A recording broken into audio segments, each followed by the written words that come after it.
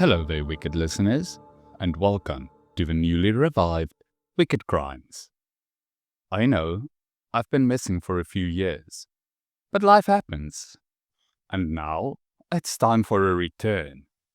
And this return comes with a whole bunch of changes. Wicked Crimes is undergoing a rebrand.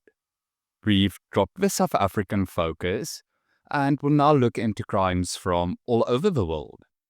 However, South African crimes will remain our largest focus. We are also now somewhat sponsored. Yes, Wicked Crimes is now brought to you by Clear Design. So, what does this mean for you? Well, not much really. The sponsorship mostly impacts me. I now have some more time to devote to the podcast, access to extra resources, software, and even hardware. That being said, I retain full control over the podcast, and I still don't get paid for it. For the most part, the podcast is still a one-man team. Finally, our logo is getting redesigned, and one day soon we'll have a website you can visit. But I'll give you more information on that as and when it happens. Now, if you're new to the podcast, you might be wondering what the hell I'm talking about. This is the first episode on your feed. The reason for this is that Wicked Crimes used to be Wicked Crimes South Africa on a completely different channel. I unfortunately took a very long hiatus from podcasting, and I lost access to that channel, and it has been removed from all podcasting platforms as far as I know. If you do see Wicked Crimes South Africa still pop up somewhere, please let me know. Now, that is about all the logistics we need to cover before we can get into our first case, the murder of Rhonda Sue Warford. Please be advised that this podcast contains content that could be harmful to some listeners.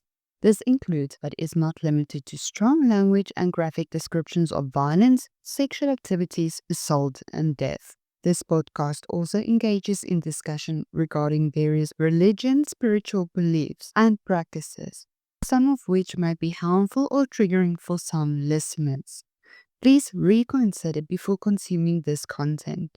The information contained within this podcast is mainly gathered from news articles and official court documents where available. Should you have any more information, or if you know of any incorrect information in this content, please feel free to contact the host through the email found in the show notes. Hi, I'm Nicole Engelbrecht, host of the True Crime South Africa podcast and true crime author. My new book, Bare Bones, is out in stores now. In Bare Bones, I re-examine missing person and murder cases I've covered in my podcast series and revisits the leads I tracked and the interviews I conducted. Much of the information has never been made public before. From the bones of a Jane Doe discovered under a swimming pool, to a troubled young man who seemed to vanish into the prison system. From a business trip turned deadly to a child snatched from outside her home, I sift through the evidence anew and shine a light on old and new unsolved cases in the hope of bringing closure to victims' families and friends. Join me in the search for the truth behind the scenes of the podcast desk. Bare Bones is available in all bookstores and on Amazon and other online platforms in ebook format. The audiobook is also coming soon. When I cover a case, I try to find as much information as I can on the victim in the case.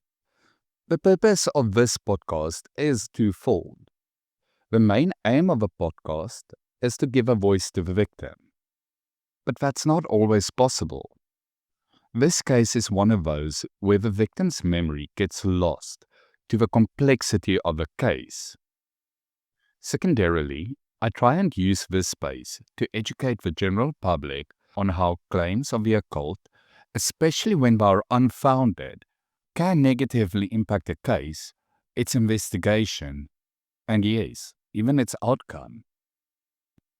Now you might be wondering why I would cover a case if I can't give a victim a voice. Well, something happened to me quite recently. In fact, it was while I was busy with this case.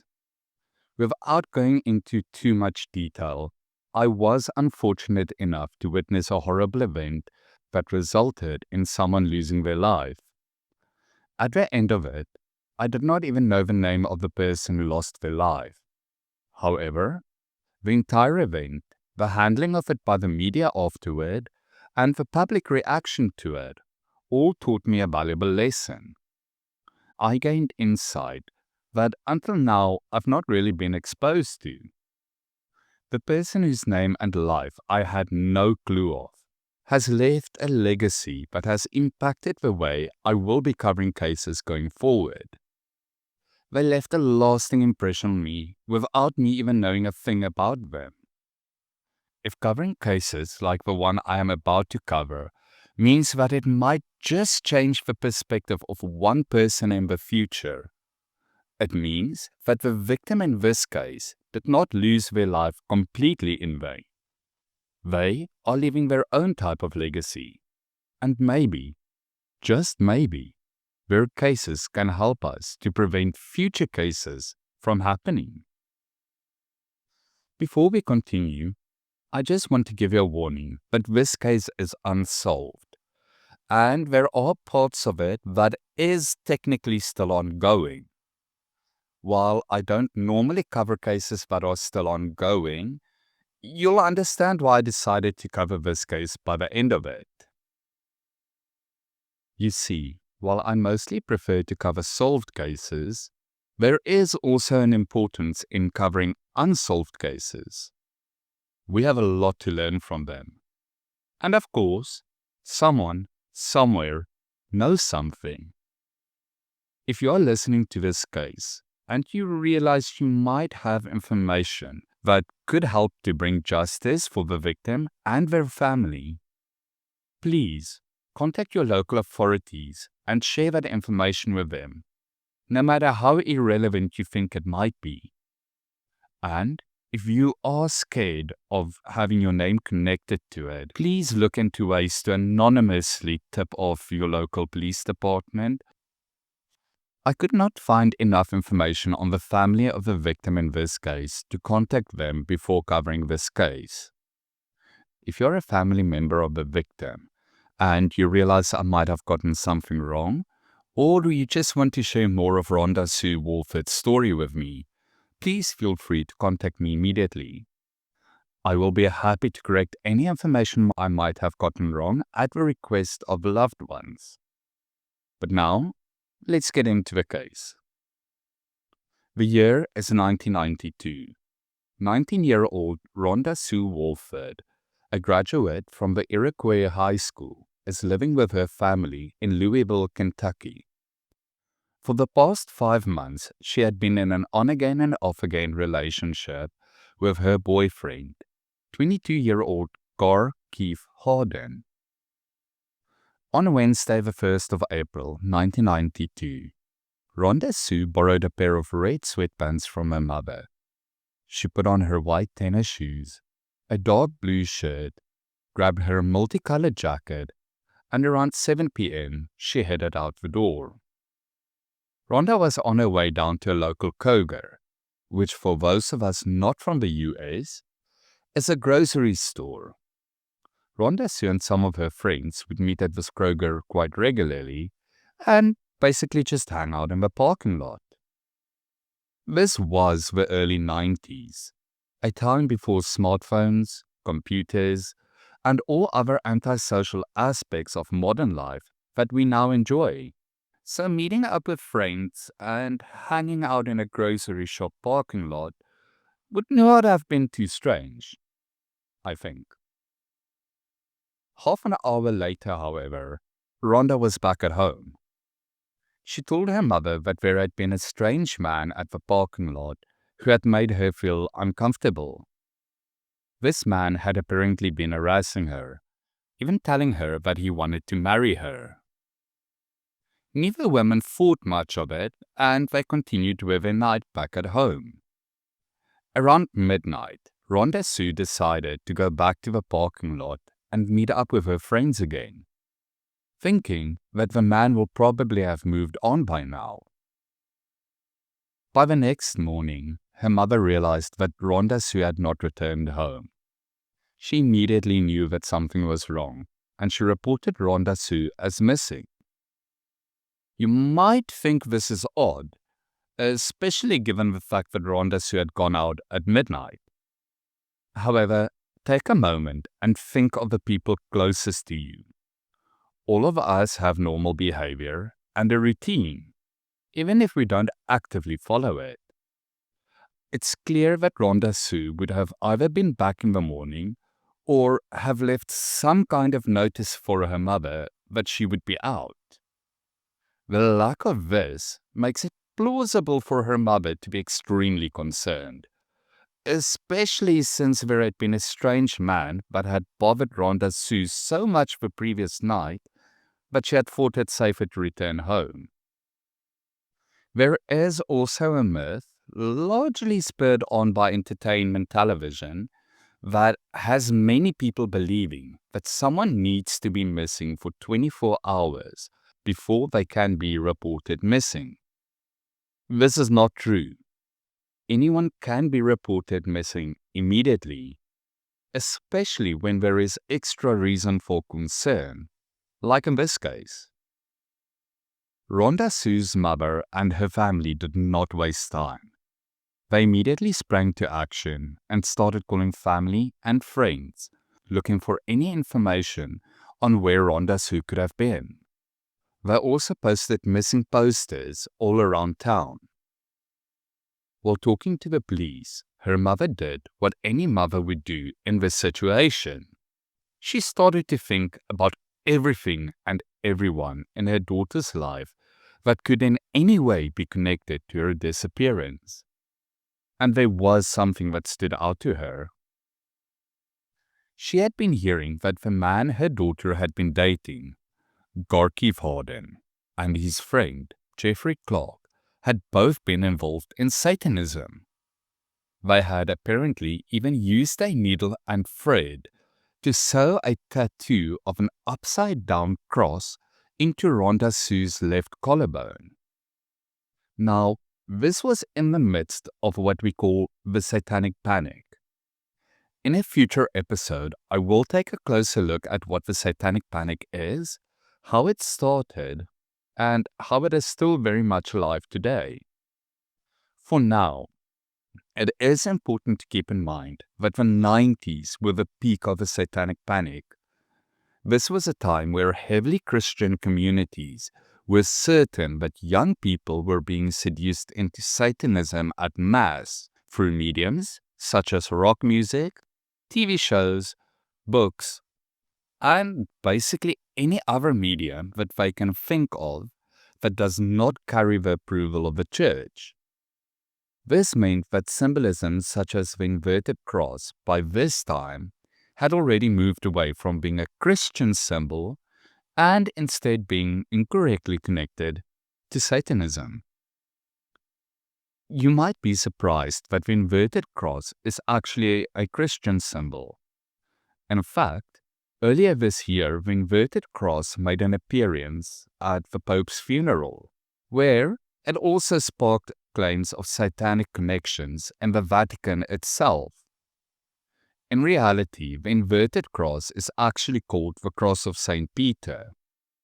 In the 1st century, when the Apostle Peter was to be crucified by the Roman Emperor Nero, he requested to be crucified upside down because he felt he was not worthy to die in the same way as Jesus. From there, the symbol was ingrained in Christianity. It was only with the rise of Hollywood that I can find this symbol actually started taking on a different meaning. To understand this, you need to understand a bit of movie magic. A movie is generally an hour and a half long, and depending on the story, they need to fit months or even years of story into that hour and a half. To do so, they need to be able to convey certain messages without ever saying a word. This is where symbolism and imagery play an important part. But now, you have another problem. The message you are trying to convey to your audience needs to be clear so that those watching catches on quite quickly, even if they do not consciously realize it. The easiest way of doing this is using well-known symbols, and if needed, changing these symbols in a way that can easily change the meaning in an understandable way. Do you see where I'm going with this? What is the most well-known Christian symbol? A cross. And it's safe to assume that in a way, at least to the average person, Satanism is the exact opposite of Christianity. Well, at least the type of Satanism we are referring to here. So if you take the cross as a symbol of Christianity, what is the easiest way to show the exact opposite of it? By turning it upside down. And thus, the upside down cross suddenly is no longer a Christian symbol, but rather an anti-Christian symbol. The inverted cross has indeed been used as a satanic symbol. Some institutions like the Church of Satanism and the Satanic Temple have at times used the inverted cross. But this is not a very popular symbol in Satanism. Its main use is still in movies or on the cover of music albums. But back to the case. For 3 days, Rhonda Sue's family looked for her without any luck. Then, on the 5th of April, an elderly couple looking for real estate in Meade County, about 50 miles or 80 kilometers from Louisville, discovered what they initially thought was a mannequin. On further inspection, they could clearly see it was a body. Police were called in, and the body was positively identified as that of Rhonda Sue Warford. Rhonda Sue's body was discovered laying face down in a wooded area. She was still dressed in the clothing she had left her house with on the 1st of April. Her multicolored jacket, her blue shirt, her white tennis shoes, and her mom's red sweatpants. She had suffered several stab wounds to her back as well as to her chest. There was evidence of defensive wounds on her hands. The medical examiner would later determine that the fatal wound was a stab wound to the base of her skull, which had severed her brainstem. During my research into the case, I could not find any information on whether her body was moved there or if this was the primary crime scene. From what I can gather, it does seem like this was the primary crime scene. Unfortunately, police still did not find much evidence here. What they did find were hairs on her hands and pants, which they believed belonged to her attacker. The investigation now changed from a missing person investigation to a murder investigation and was shared by the Louisville PD and the Meade County Sheriff's Department. Based on the complexity of the crime and the apparent lack of evidence at the scene, Louisville Metro PD Detective Mike Handy was assigned as lead detective to the case. You see, Detective Handy had a great reputation. He was known as an excellent closer. This meant that he had a unique ability to solve extremely hard cases. He usually did this by getting confessions. Yes, Detective Handy had a gift to find just the right evidence to point him to the guilty party. And from there, he managed to get confessions good enough to close the case and get a successful prosecution. The investigation immediately started to focus on Rhonda Sue's boyfriend and the claims that he was involved in Satanism along with his friend Jeffrey. Police interviewed the two men when asked about their whereabouts on the night that Rhonda Sue disappeared, both men said that they had spent the night together at Jeffrey Clark's residence, where they had drunk beer and spent a good portion of the night looking for a snake that had belonged to Clark. When asked when they had last seen Rhonda Sue, Harden said that he had seen her on the 29th of March, 3 days prior to her going missing, and that they had spent the night at her place. He did admit that he spoke to her via telephone on the day of her disappearance. Clark, on the other hand, claimed that he had not seen her since December of 1991, about 4 months prior. My research was unclear regarding whether the investigators managed to obtain a warrant or whether the men agreed to it, but in any case, their hair samples were collected and compared to those found on Rhonda Sue's body. Jeffrey Clark's car was also searched. In Clark's car, they discovered a fingerprint that belonged to Rhonda Sue. Clark claimed that it must have been there for months. As part of a continuing investigation, both Harden and Clark's homes were searched as well. Here, investigators found multiple knives, and in Harden's home, they found a copy of the Satanic Bible, as well as other occult-related items. Unfortunately, none of the documentation I used as a research for this case mentioned exactly what these items were, but they do include what investigators described as a broken chalice and a handkerchief stained with blood.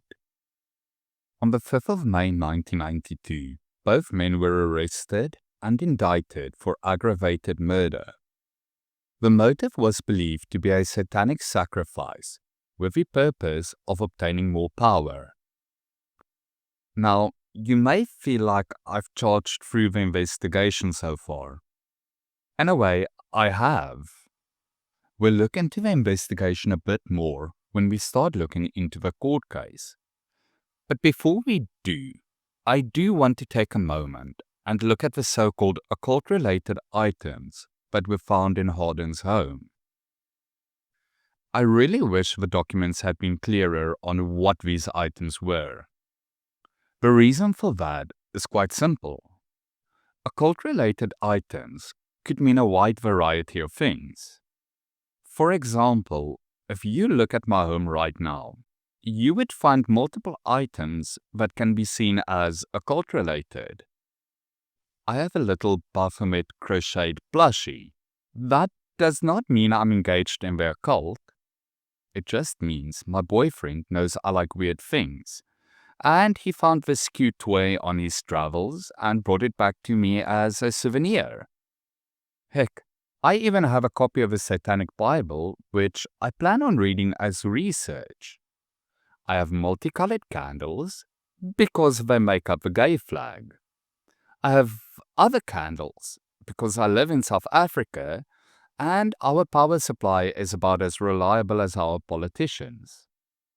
I have several skull decorations, because again, I like weird stuff.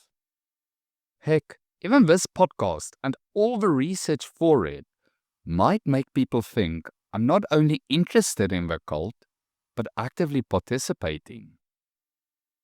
This does not mean that finding occult-related items in a home cannot point to occult interests. It just means that more often than not, investigators see these items and make incorrect assumptions based on a bias caused by their own religion or mainstream media. By the end of the episode, you'll understand what I mean. The other thing I'd like to take a moment to look at is the supposed motive that Detective Handy put forth for the murder of Rhonda Sue. Detective Handy claimed that Harden and Clark had sacrificed Rhonda Sue in order to obtain more power. This is the same motivation used in almost every other satanic murder case I've come across. The belief is that by sacrificing another person, the person performing the act will be rewarded in some way. While I'm sure there are people that believe this, I have one major question about it. If candles, chalices, aphemes, and all other so-called satanic tools and symbolism are so important, why are they never present in these attacks? If these murders are ritualistic in nature, where are the ritualistic elements? It's not unreasonable to assume that a religion that focuses so much on a ritualistic activity that the perpetrators always have some sort of ritualistic paraphernalia would also require that ritualistic acts, such as these, be committed in accordance with some sort of ritual, especially when done as a type of agreement with their deity. Of course, there is the possibility that the ritual aspect of this occurs at a different time, like before or after the murder. I will concede to that, and let's for a moment assume that this is the case. I just wanted to make this point, and this is a point I want you to keep in mind anytime you hear Satanism or the occult as a motive for murder. Now, as we look further into the case, I will be referring back to parts of the investigation, as this will become an extremely important part of the ongoing court proceedings. The two men were arraigned on the 6th of May 1992. They would then proceed to have a joint trial. However, before the trial even started, a woman had testified before a Meade County special grand jury. During this testimony, she told the grand jury that a man had picked Rhonda Sue up and that he had driven her to Meade County. While there, he had gotten into an argument with Rhonda Sue and then proceeded to murder her. Now, I have no idea who this woman is or where she had gotten her information from. She did name the man that she alleged had done this. But because nothing has ever been proved against him, and some evidence which we will get to later do not actively prove his involvement, I will not be using his name. It is, however, important to note that at the time the evidence had not yet been tested, and I would expect the investigating police force to follow up on the testimony that this woman had made. Testifying in front of a special grand jury is a very scary experience, and the setting is very intimidating towards the person testifying. That alone should add enough weight to the testimony to justify an investigation. And if the investigation shows that the person had made a false testimony, I feel that they should be punished for the vast amount of resources they wasted. The fact of the matter is that in an investigation like this, no stone should be left unturned. I would much rather see an investigation done too thoroughly than not at all. At the same time, I do understand that resources are limited and cannot be wasted on every small claim made by the public. But this wasn't a small claim, and it was made in a manner that gave it a form of credibility. At the very least, I would have wanted to know where the woman had gotten her information from and why she had felt the need to make this claim. During the trial of Harden and Clark, multiple people provided testimony both for and against the two men. The first testimony we will take a look at came from Jeffrey Clark's ex-girlfriend, Amy. Amy testified that Clark had admitted to her that he had been into Satanism. She also testified that he had on one occasion taken her to a location in the woods in Meade County, where he had told her that he had made numerous animal sacrifices. This was apparently the same place where Rhonda Sue's body had been found. While at this location, Clark had also apparently told Amy that he had wanted to sacrifice humans as well. because it would be a challenge for him to see if he could get away with it. According to Amy, he even explained to her how someone can be killed by stabbing them at the base of their skull and severing their brainstem, which of course is what the fatal wound was in this case. Finally, she also testified that Clark owned several knives and even guns. I cannot help but wonder whether Amy ever reported any of this to the police. If my boyfriend were to take me into the woods right now and show me a spot where he had sacrificed animals, and then went on to tell me that he wanted to kill a person, and even explained to me how he would do it, I'd first of all be thinking I might be that person. But secondly, I'd be in the police station as soon as I could safely get away from him. If she ever reported this to police, it was not mentioned in any of the documents I managed to find. The defense would use an interview with Amy that was recorded not long after Rhonda Sue's murder. During this interview, a lot of Amy's testimony was not present. I personally find this quite odd. If your potentially dangerous ex-boyfriend is a suspect in a murder case, you tell the police how potentially dangerous he is as soon as you can. There was another problem with Amy's testimony, however. She had a very good reason to try and paint Clark in a bad way. Before the trial, Clark had reported Amy for sexually assaulting her own child. And from the information I could find, she was found guilty on this allegation. I could not find out how long before the trial Clark had made this report, or when her case had been investigated, went to trial, or concluded. This is not odd since it does involve a minor, and the records were most probably sealed. It does appear as though the cases might have run concurrently, which begs the question whether Clark had made the report to discredit Amy, or whether Amy had testified to discredit Clark.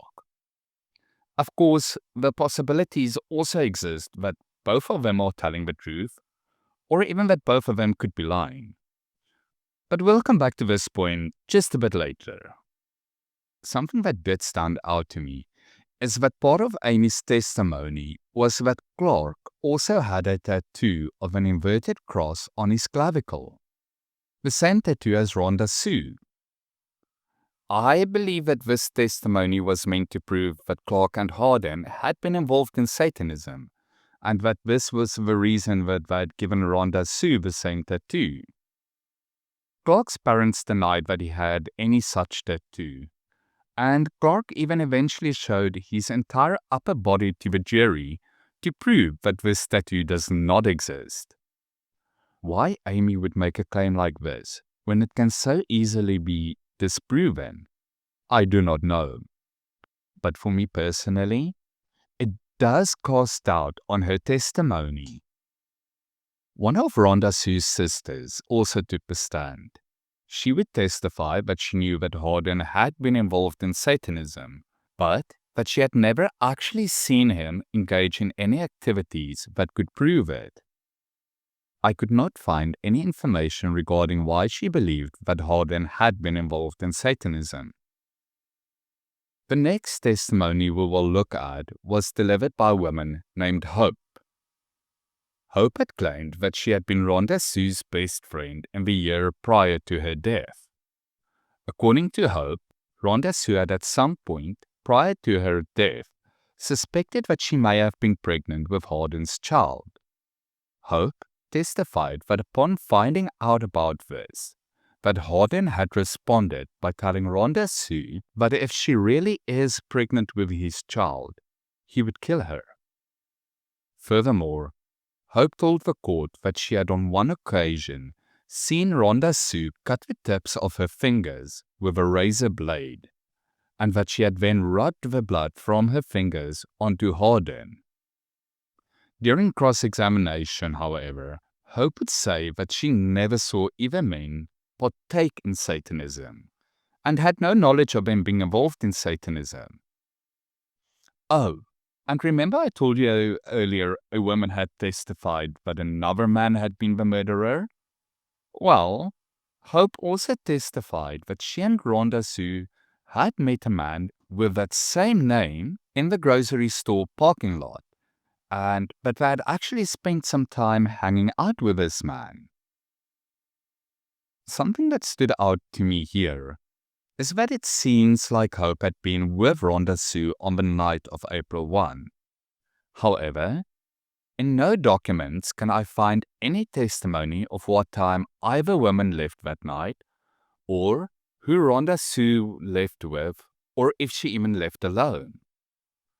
I have no doubt that this was discussed during the court case, but unfortunately none of this information made it into any document that I managed to get a hold of. Another person that would take the stand was a man named Clifford Capps. Capps had met Keith Harden in jail, as they shared a cell while awaiting trial. According to Capps, Harden had admitted to the murder of Rhonda Sue Warford not once, but twice. The first time Harden had made the confession in a joking manner, but the second time he had been entirely serious. We'll revisit this testimony a bit later as well. A friend and former co-worker of Clark also testified that Clark had always carried a knife with him. According to this friend, Clark called this his sacrificial knife. This friend also testified that Clark had previously admitted to him that he had sacrificed an animal in front of a local church, and that this even made the news. Now, I couldn't find any evidence in the court documents I managed to obtain that this story was ever verified in court. And I did try searching for news reports that supports it, but I couldn't find any. That does not mean it did not happen. If this story had made the news, it probably would have been somewhere before 1992. This means the news might not have been digitized, ever. Several people would take the stand and testify that either Clark had not been involved in Satanism, or if he was, that they were unaware of this. Detective Mike Handy would also take the stand and provide his own testimony. I couldn't find an exact account of his testimony, but instead had to compile a list of things that he had apparently testified to from a bunch of different sources during my research. So let's start with what the detective and the police as a whole had believed happened on the night of April 1, 1992. Or more accurately, early morning of April 2nd. They believed that around 12:30 a.m., approximately 30 minutes after Rhonda Sue had left her home, the two men picked her up. They then drove to the location where her body was discovered. There they had committed the attack together and then made their way back home before 4 a.m. Their travel time in this scenario would have been 2 hours, give or take, for a round trip, which means that they had about 2 hours or an hour and a half to commit the murder. So it's definitely plausible. Detective Handy also testified that Harden had admitted to him that he had been involved in satanic worship, which included the ritualistic sacrifice of animals, and that he had even said that he wanted to sacrifice a human. We'll get back to that testimony a bit later as well.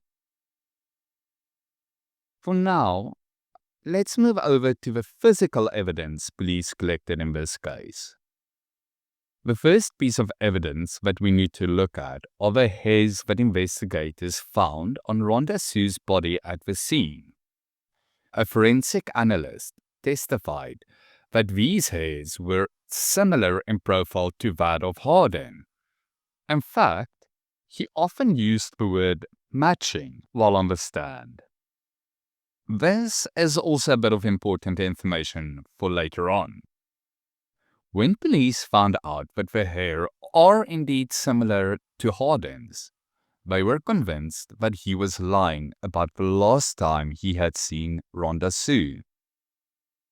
You see, Rhonda Sue's mother had told them that she had washed the red sweatpants the day before Rhonda Sue had put them on and subsequently went missing. This meant that the pants should have been clean and that the hairs discovered on them most probably came from her attacker. Another piece of evidence that made police believe both men were lying about when they last saw Rhonda Sue was the fingerprint they found in Clark's car. When asking Jeffrey Clark about it, he admitted that Rhonda Sue had been in his car on multiple occasions, but that the last time was in December of 1991, more than 4 months before her death. During the trial, the prosecution argued that the fingerprint had to have been fresh, but Harden and Clark's defense brought in an expert that testified that there is no way to determine the age of a fingerprint and that it is entirely possible that it could have been in the car for several months. This is something I do agree with, for one simple fact. Remember when you were 21? How often did you clean your car? I can definitely see a 21-year-old kid going a couple of months without cleaning their car, and a fingerprint being left in there for quite some time. I've also already mentioned the occult-related items that were found in Harden's home. Included in these items was the Satanic Bible. This, I agree with, might be weird, but I still don't see it as conclusive proof that either men were a Satanist. They may have had an interest in Satanism at some point, or someone might just have given the book to Harden as a joke, or because it's something weird. Of course, Harden having an interest in Satanism is the most plausible explanation. That still doesn't make him a murderer in my book. Forming part of the so-called occult-related items that the police had retrieved from his home was what they described as a broken chalice and a blood-stained handkerchief that was found in Harden's sink. Harden had an explanation for this. According to him, it wasn't a chalice at all. It was just a glass that had broken.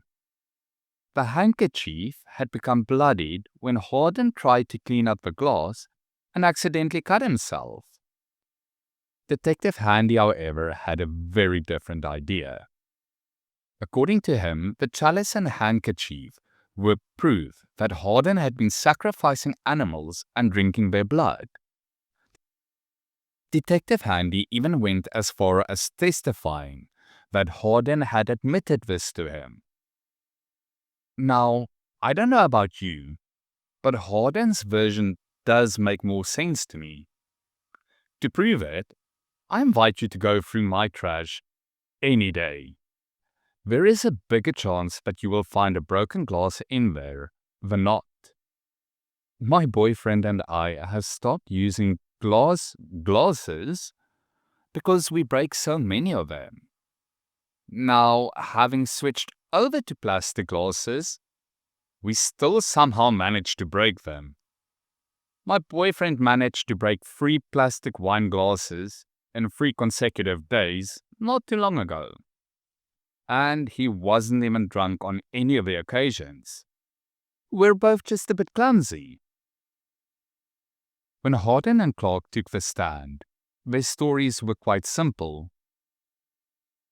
They did not murder Rhonda Sue, they did not engage in animal sacrifice, and they never admitted to the murder or any of the other allegations made against them to anyone, not to a cellmate, and definitely not to the police.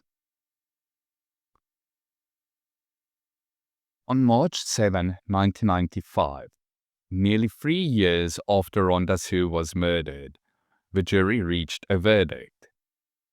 Keith Harden and Jeffrey Clark were both found guilty of murder.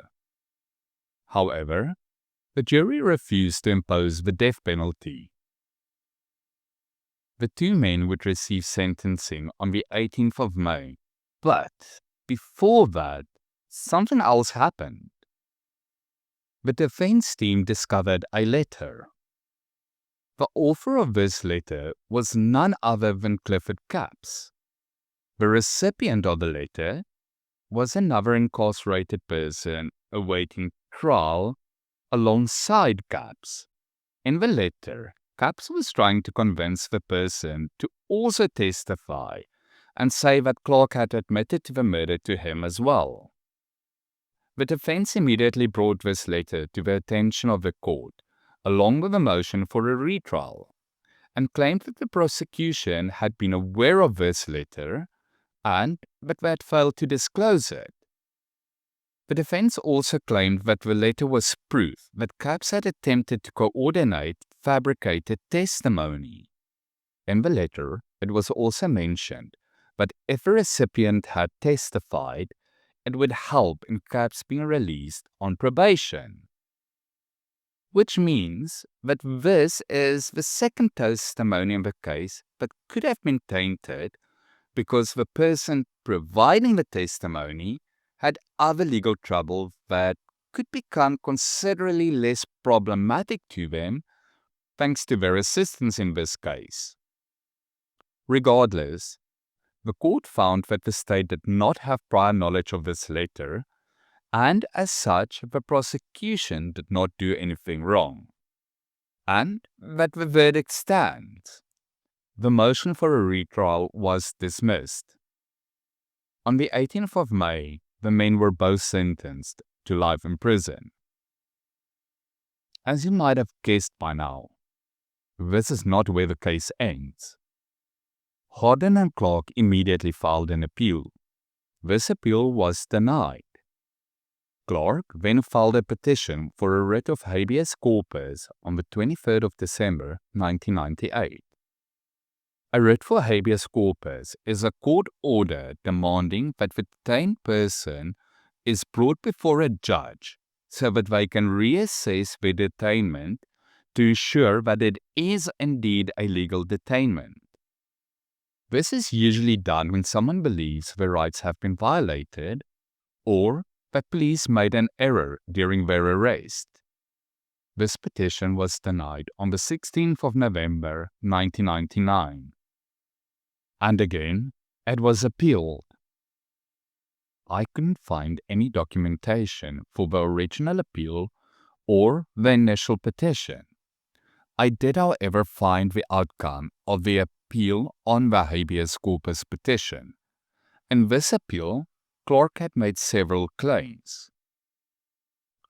His first claim was that the trial court had violated his rights by allowing the prosecution to introduce testimony that he and Harden had been involved in Satanism, although there had been no physical evidence that Rhonda Sue had been murdered in a ritualistic murder.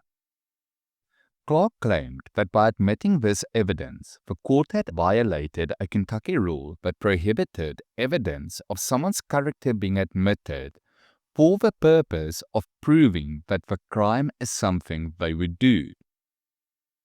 The state in turn claimed that they did not do it to show bad character, but instead to prove that the doer's motivation was obtaining power by committing murder, which would make the testimony eligible for admission. The court made a decision. They sided with the state. They found that the testimony was indeed in regards to the men's motive, and that the state did not do anything wrong. But there is a paragraph in this finding I want to read to you. We agree with the Kentucky Supreme Court There was testimony that Clark had specifically referred to one of his knives as a, quote, sacrificial knife, and that according to satanic teachings, worshippers could empower themselves by killing other living beings. Warford's body was found with an inverted cross and wearing red sweatpants, a color which Harden acknowledged was, quote, a big color in the Satanism stuff. Although the evidence was not conclusive, it did tend to support the state's theory that Warford was killed out of a specific Satanism-related motivation for performing a human sacrifice. So, in other words, the court decided that because someone said Clark called his knife something, and because the victim had a certain tattoo and was wearing a certain color, that it was indeed a satanically motivated murder. I'm not certain I truly follow the court's logic here. For me, it feels like they're either claiming that Rhonda Sue had also been involved in Satanism and that she had allowed herself to be sacrificed, which is just ridiculous. Or that the men decided to sacrifice her because she had red sweatpants on. For his second claim, Clark claimed that he was improperly joined for trial with Harden. His reasoning for this was that most of the evidence of Satanism was entered against Harden and not against Clark. Remember the occult-related items? Well, they were all found in Harden's possession and not Clark's. The same for the threat that Harden had allegedly made against Rhonda Sue when she suspected she might have been pregnant. Clark was basically saying that he was found guilty by association, an opinion that 2 out of 7 Supreme Court justices agreed with. I also just want to note here that I never found any mention of Rhonda Sue actually having been pregnant at the time of her death. Abortion was legal in the state of Kentucky at that time, but I'm also quite certain that if Rhonda Sue had indeed had an abortion, it would have come up in court as proof of her fear of Harden and his threat. Clark's final claim went back to the letter that Capps had written. Now, this letter is quite important actually. After the trial, jury members admitted that Capps' testimony had indeed carried weight, which means if the letter was found before the trial finalized, he could have been discredited and the jury might have returned a different verdict. Even the Kentucky Supreme Court described this statement as the most incriminating statement. Once again, though, the court found that the prosecution had no prior knowledge of this letter, and as such, that it is not grounds for a new trial once again. Here is the issue with the letter, though. Clark had entered sworn affidavits in which it was claimed that the recipient of the letter had told a public defender that he had actually shown this letter to Sheriff Greer, a sheriff who was actively involved in the investigation. In fact, Clark managed to get affidavits from 3 attorneys, 2 of which were public defenders and the third a prosecutor, all of whom were working on another case where Capps and the recipient of that letter were involved as witnesses. In their affidavits, all 3 attorneys swore that Sheriff Greer had verbally acknowledged that he had a copy of this letter. Sheriff Greer, however, entered an affidavit saying that he had no prior knowledge of the letter. He also made a statement in which he denied ever speaking to the recipient of the letter. The recipient himself entered an affidavit saying that he had never given Sheriff Greer a copy of this letter. Another person, Deputy Sheriff Cliff Wise, who was also involved in the investigation, entered an affidavit in which he claimed that he had spoken to Sheriff Greer multiple times about the case. According to him, Sheriff Greer had told him that Capps had given a statement, but that the recipient of the letter refused to speak to the sheriff.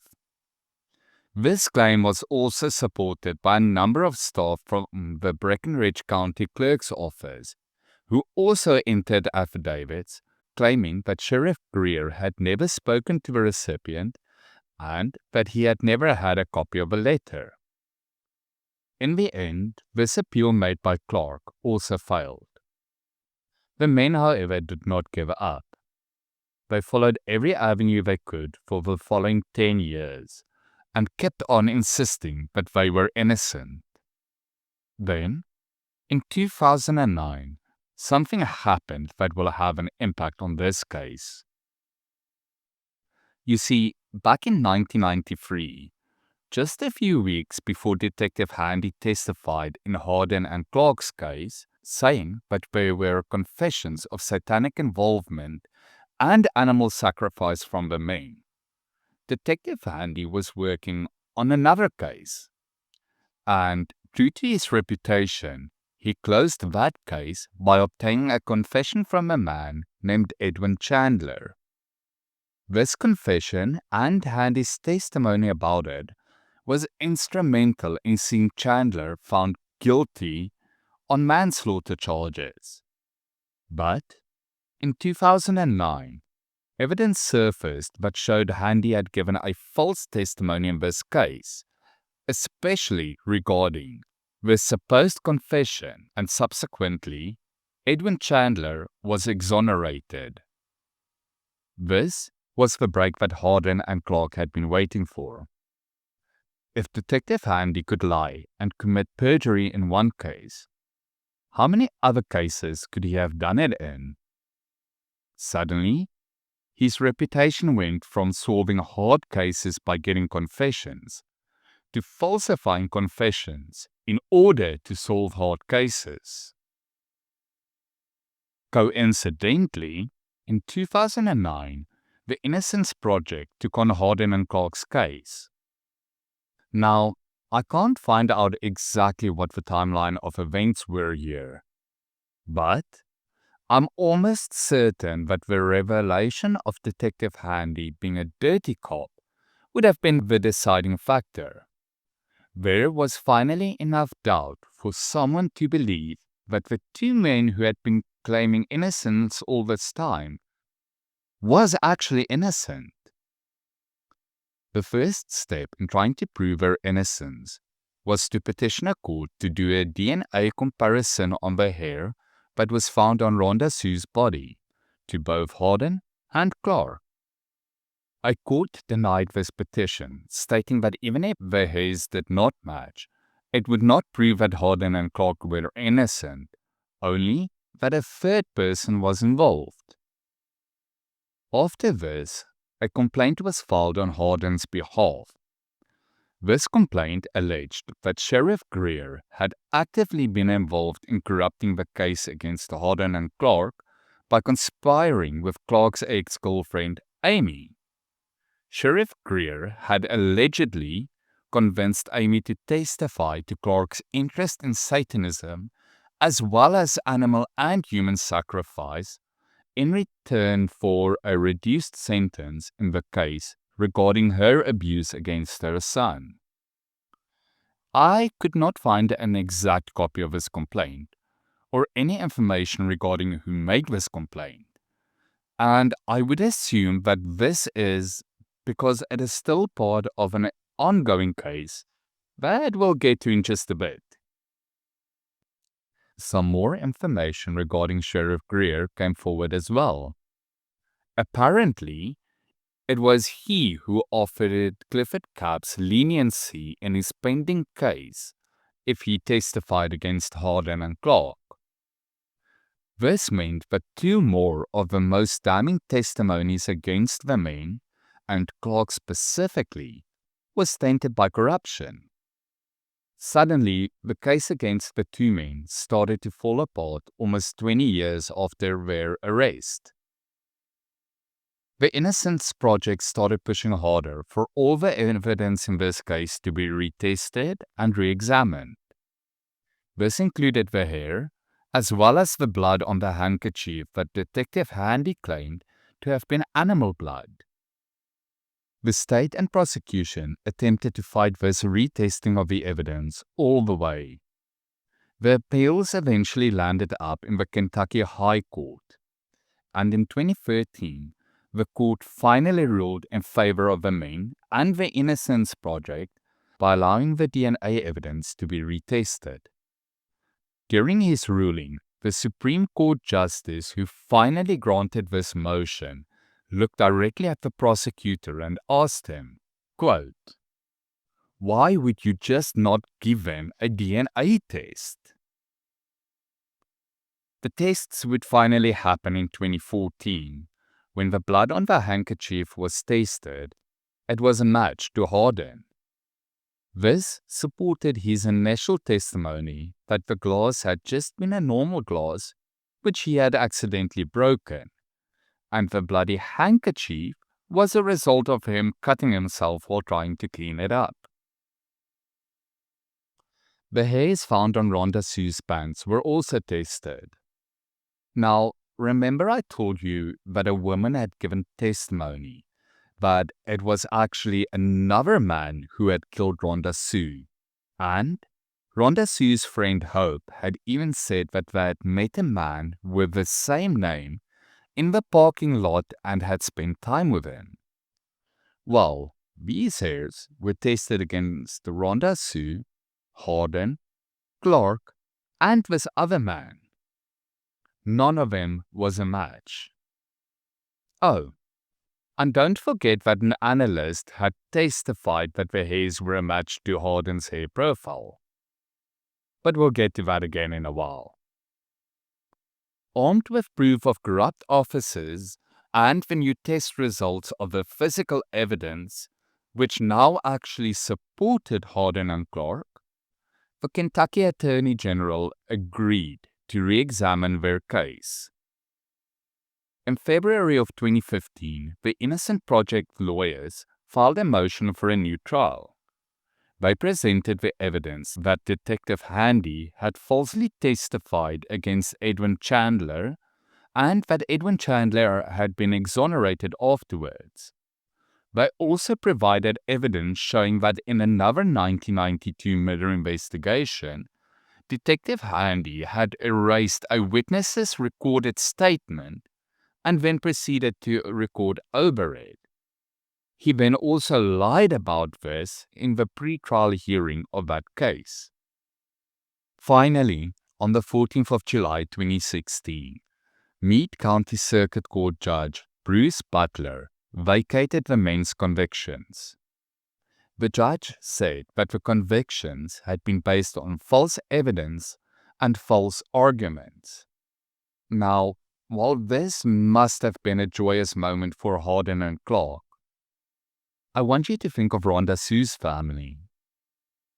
For over 20 years, they had believed that Rhonda Sue had received justice. And now suddenly, thanks to the action of corrupt cops, this justice was taken away from them. They had to deal with the fact that either the state had gotten it wrong 20 years ago, and Rhonda Sue's killer had been walking around free all that time, or that now suddenly her killers may have found a way to get themselves off the hook. Either way, I can only imagine what her family had had to go through again. Remember, Harden and Clark would not just be released. The entire trial would have to be redone. This would mean that everyone involved in the initial trial would need to testify again, including Rhonda Sue's family. They thought that they would need to sit through it all again and hear the horrific details of their loved one's death. I couldn't find any mention of her family after the initial trial, and I couldn't find enough information to try and contact them. So I have no idea how this actually impacted them. In August of 2016, Harden and Clark were both released on bond. For the first time in over 20 years, these men saw the outside world. The prosecution immediately appealed their release, which once again went all the way up to a grand jury, which eventually upheld the release. In response to this, the prosecution added further charges against the men. These charges included the kidnapping of Rhonda Sue and accusing Jeffrey Clark of perjury. The perjury charges against Clark was based on his testimony the year prior in a hearing to determine whether he should be granted a new trial. Clark was asked if he had ever confessed to murdering Rhonda Sue. Clark said no, he had never done so. The state claimed that this was a lie, because in a 2006 parole hearing, Clark testified that he had helped to move Rhonda Sue's body after her murder. Now just take a moment and imagine that you had been in prison for 14 years already for a crime you did not commit. Now suddenly, you are given an opportunity to get out, to see the outside world and have some sort of freedom again. The problem is that the only way to do so is to admit to the crime, even if you didn't commit it. If you continue claiming innocence, you are assured you will never receive parole. But by admitting to being involved, saying you're sorry, and you will never do that again, it gives you the chance to be free. After 14 years? Keeping in mind as well that in 2006, all their petitions and appeals so far had failed, and the Innocence Project had not yet been involved. This was the only sliver of hope that Clark could see for freedom. So I'm not surprised that he made this so-called confession to the parole board. And Judge Butler had actually already agreed with me by this time.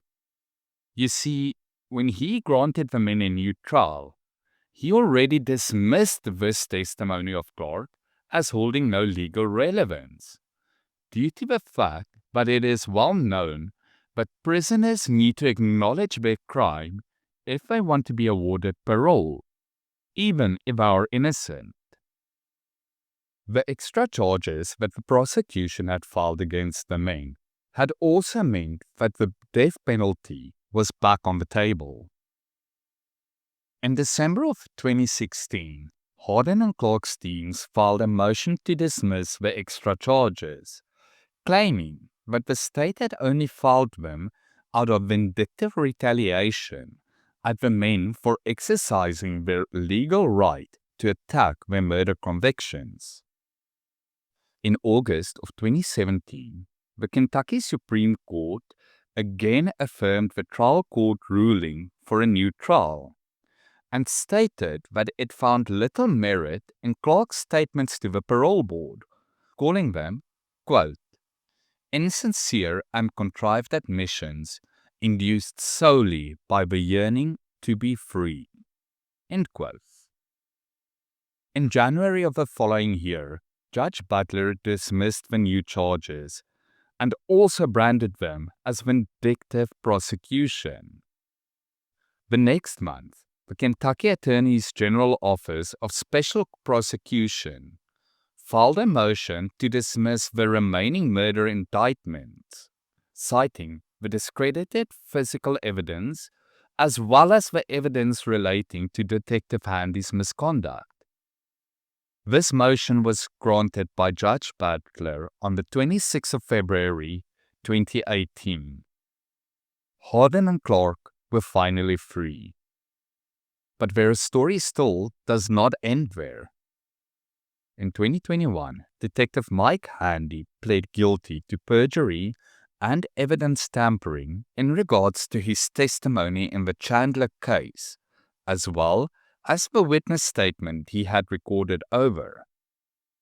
He received only a 1-year sentence. In September of 2023, Clark and Hardin reached a settlement on their federal lawsuit against their local government and the officers.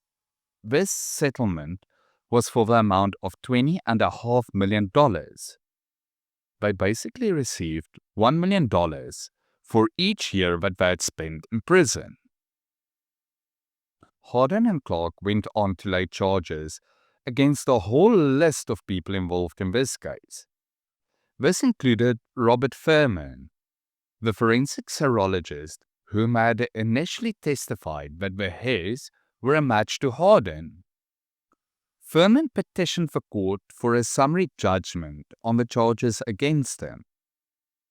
A summary judgment is when the defendant asks the court to look at all the evidence against them in order to dismiss the charges for not being strong enough to obtain a conviction.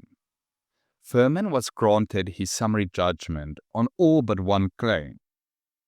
You see, somewhere along the line, Hardin and Clark had discovered Furman's observation notes. These are the notes he made prior to making his final conclusion on whether the hairs were a match to them or not. Although his end conclusion was that the hairs had matched at least one of them, his observation notes had been saying exactly the opposite. The men felt that these notes were supposed to be disclosed during the initial trial, but the court found that the observation notes do not need to be disclosed, only the final conclusion.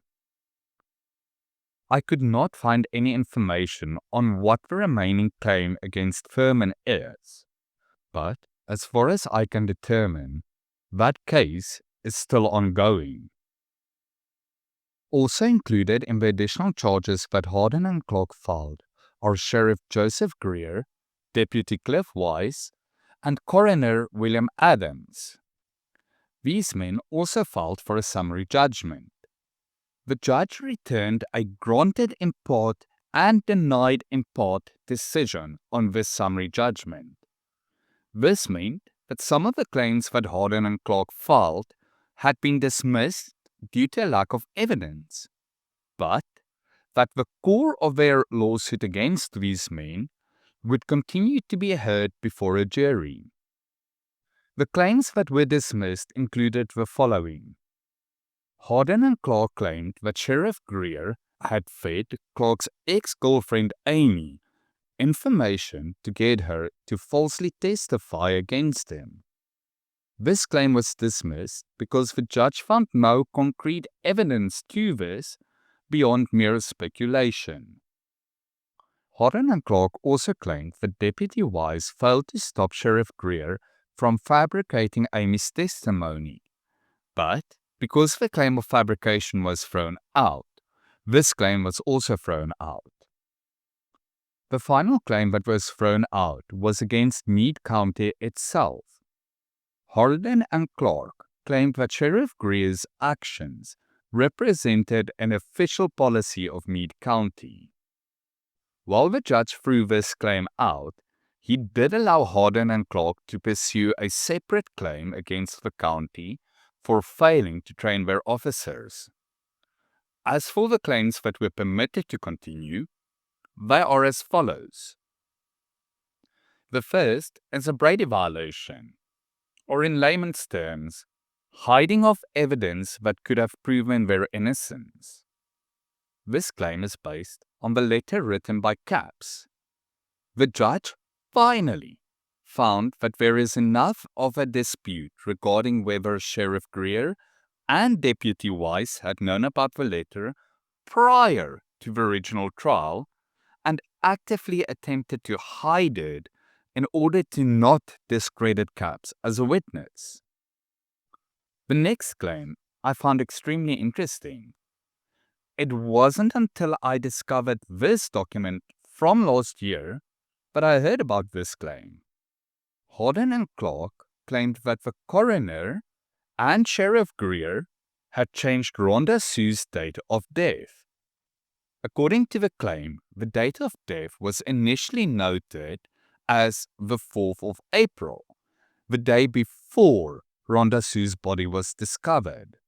However, Horden and Clark both had alibis for the 4th of April. Then, the date of death was changed to the 2nd of April, a day for which the men did not have alibis. The judge found that there was enough evidence, which included the coroner and medical examiner's reports, to allow this claim to go to trial and be decided by a jury. The next claim goes back to the letter that Capps had written. Horden and Clark claimed that Greer and Wise had helped to fabricate the confession that Capps claimed he had heard in jail. The judge allowed this claim to continue based on the letter itself, as well as Clark denying that he had ever spoken to Capps. The next claim is one of malicious prosecution.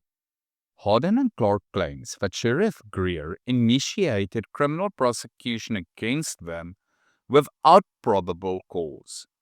They quote the fabricated evidence and testimony in this claim. The final claim is one of conspiracy. Clark and Horden claim that Greer, Wise, and Adams all conspired together to frame them.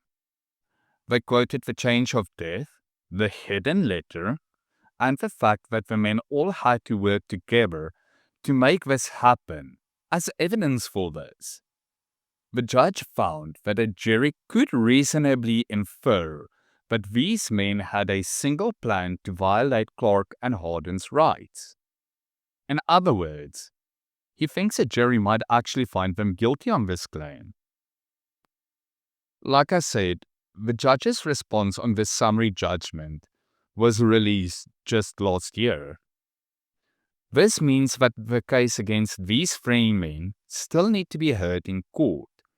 And of course, it means that all the claims made against them here and earlier on in the podcast are alleged claims and have not yet been proven.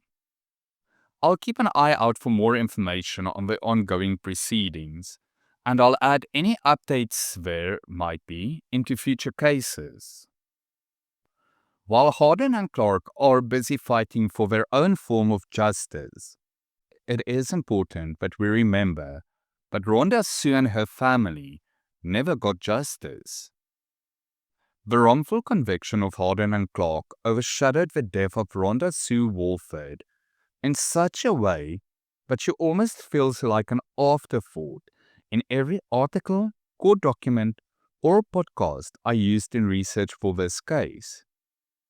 Rhonda Sue was only 19 years old at the time of her death.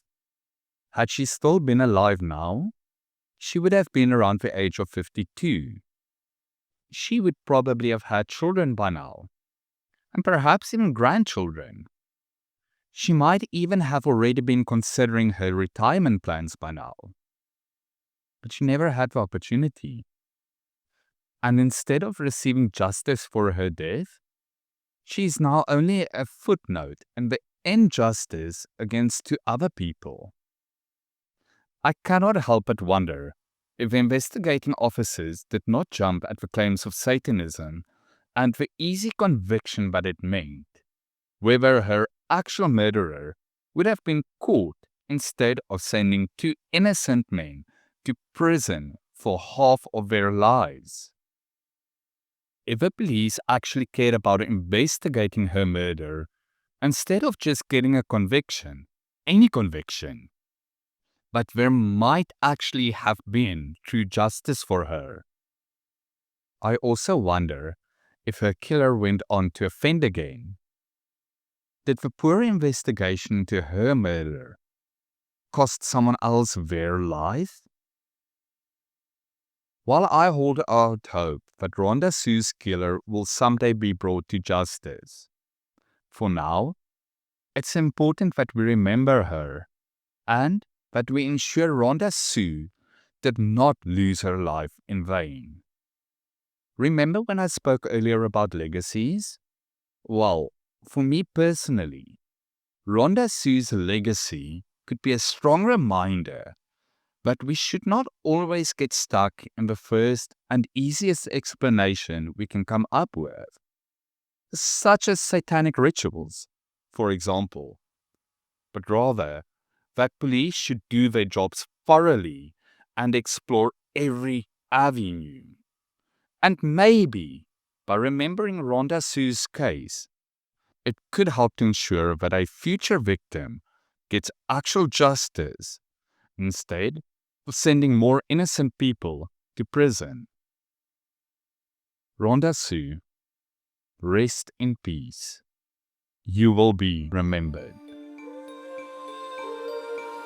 Now, I know that many people do not like hearing unsolved cases. That's natural, because we as humans like to have closure. We want to see everything bad come to an end, with a neat little bow on them. But this does not always happen. And I want you to take a moment and think about it. If you do not even like to listen to unsolved cases, what must the family members of these victims in unsolved cases feel like? I'd like to encourage you to pick up a copy of Nicole Engelbrecht's new book, Bare Bones.